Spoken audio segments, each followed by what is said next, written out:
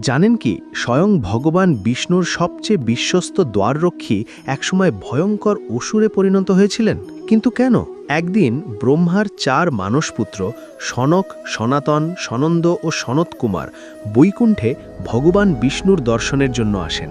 তারা ছিলেন মহাজ্ঞানী ঋষি, কিন্তু তপস্যার প্রভাবে তাদের রূপ ছিল ছোট শিশুদের মতো।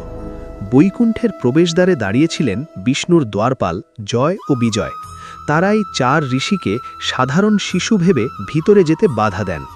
এই অপমান সহ্য করতে না পেরে 4 কুমার ক্রুদ্ধ হয়ে অভিশাপ দেন, তোমরা বৈকুণ্ঠ থেকে পতিত হয়ে মর্তে জন্ম নেবে, সাধারণ জীবনের কষ্ট ভোগ করবে।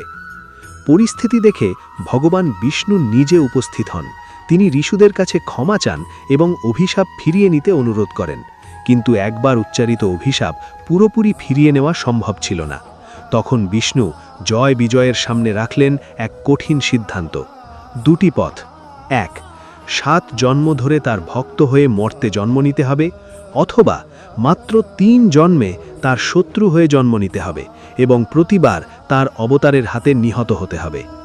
জয় ও বিজয় দীর্ঘ সময় প্রভুর থেকে দূরে থাকতে চাননি, তাই তারা বেছে নিলেন 2য় পথ, শত্রু হলেও দ্রুত তার কাছে ফিরে যাওয়ার পথ। এরপরেই শুরু হয় তাদের 3 ভয়ঙ্কর জন্ম।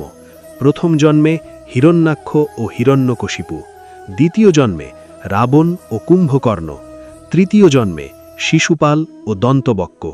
প্রতিবারই ভগবান বিষ্ণুর অবতার তাদের বধ করেন, আর শেষে তারা আবার ফিরে যান বৈকুণ্ঠে। এই কাহিনী আমাদের শেখায়, ভগবানের সাথে সম্পর্ক শুধু ভক্তির নয়, কখনো কখনো বিরোধের মাধ্যমেও তার সান্নিধ্য পাওয়া যায়।